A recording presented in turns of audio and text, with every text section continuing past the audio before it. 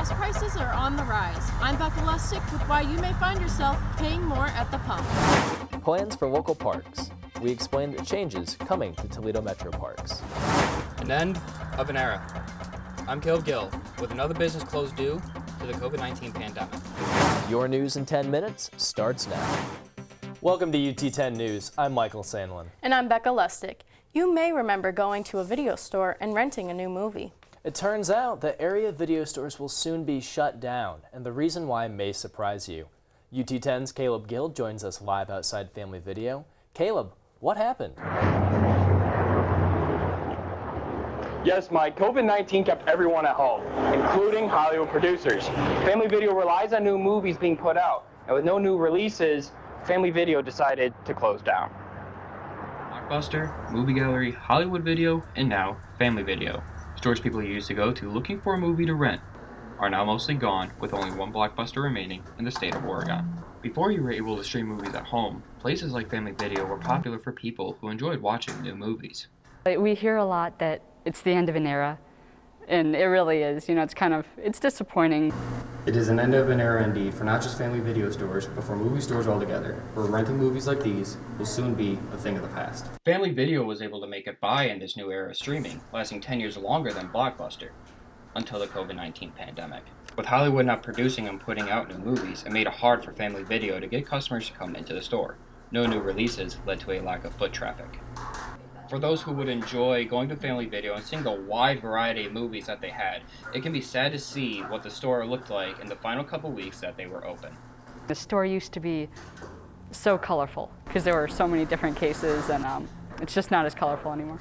Lamke learned that her store, one of the final ones that was open in the Toledo area, was closing on February 22nd. The date that each store closes is different from store to store. I was just really disappointed, you know, because I love video stores. You know, I love Family Video. Everything in the store was for sale, from movies, TVs, and even gumball machines. Any movies that weren't sold will be thrown away. Live in Toledo and saying goodbye to Family Video one last time, Caleb Gill, UT 10 News. The Family Video stores that are still open will be closed by March. UT is making a conscious effort to confront the issues of racism and social injustice. Reporter Devin Harrison is live on campus. Devin, what are some of the measures UT has taken so far? Well, Mike, the university has implemented a variety of different programs to help make campus a more inclusive space. Let's take a closer look. UT's Office of Diversity and Inclusion conducts different groups discussions involving both students and faculty on topics surrounding diversity, racial biases, racial inequalities, and more. Really important for students is to have voice and for somebody to listen to what they say, and where appropriate, make changes to ensure that those diverse voices feel a sense of inclusion and equity at the university.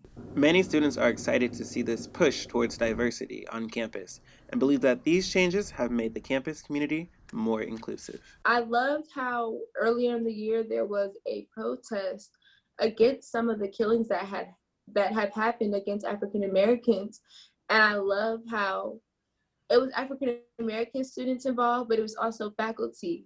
The office plans to create more spaces that offer inclusivity and resources to minorities on campus. The university is encouraging students who are interested in helping to make a change to both reach out and get involved. Live on campus, I'm Devin Harrison for UT 10 News. For more information on how you can get involved in the discussion of diversity and inclusion, visit our website. As you drive around town, you may have noticed gas prices getting higher recently, but what you may not have known is the reasons for the sudden increase. Here's why. Last week, the state of Texas was hit by a devastating winter storm. This in turn affects the distribution of oil all across the country, as Texas is the largest oil-producing state. As a result, about 20% of U.S. refining capacity was shut down. Gas prices last week nationally rose at the fastest pace since Hurricane Harvey in 2017. A lot of that increase that we've seen across Toledo and the country has to do with the fact that, of course, there was extreme cold in Texas. DeHaan says the average gas price in Toledo shot up 22 cents a gallon in the last week, going from $2.41 to about $2.63. This price increase has impacted many Toledoans. I'm on a limited budget, and it just goes, I guess, less and less gas for the same amount of money. So that takes up some of the money I would be using for, buying some groceries. We do a lot of driving, so it's really going to be hard on companies that use gas. And it's not just the winter storm down in Texas causing the higher prices. As COVID vaccines are distributed, experts say that gas will be in higher demand. Now, with such a downturn in COVID-19 cases, states are reopening. That's giving Americans more places to go safely, and they are doing so. DeHaan says that an increased demand will keep gas and oil prices moving up, even after this cold weather has moved on. There still might be snow on the ground, but soon enough it'll be time to be outside again.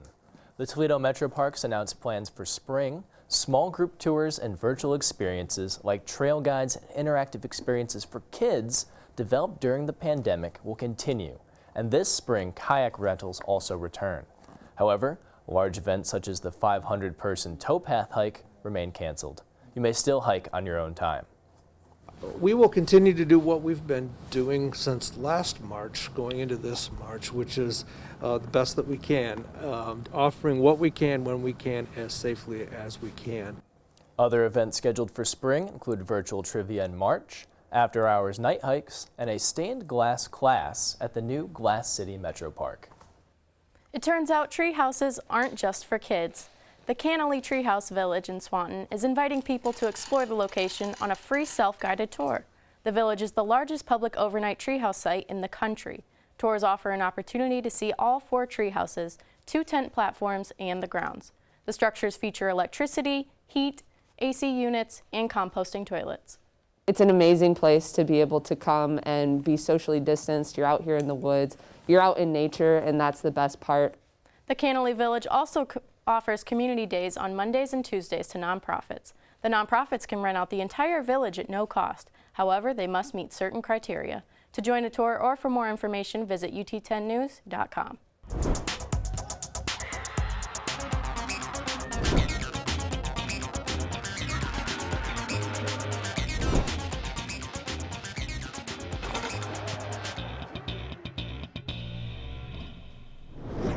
I'm Normandy Burrell, and this is your UT10 Sports Report. The women's basketball team traveled to Central Michigan last night. Sophomore captain Quenisha Lockett and freshman Sammy McConowitz got the Rockets off to an early 7-point lead.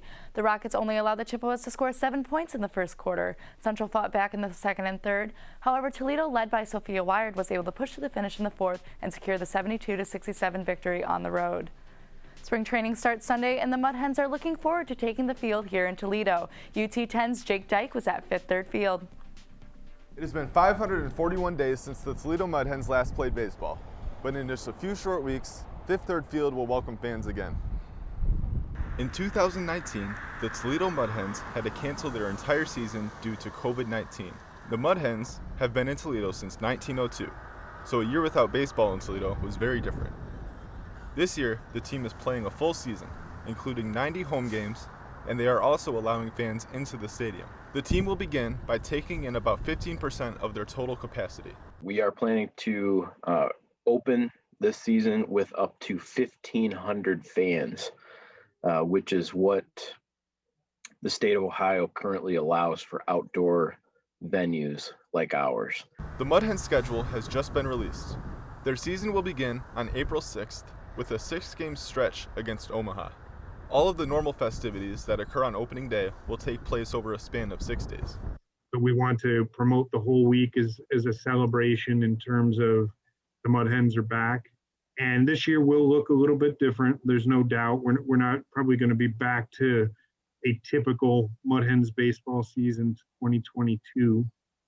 The stadium will require face masks and plan to adjust seating to allow for social distancing. For UT10 News, I'm Jake Dyke. The Rocket women's basketball team will be hosting Ball State this Saturday at noon, and the men will tip off at home against Western Michigan Saturday at 5 p.m. You can catch both of these games live on ESPN3. Back to you, Mike and Becca. That's all the time we have for UT10 News. Have a good day.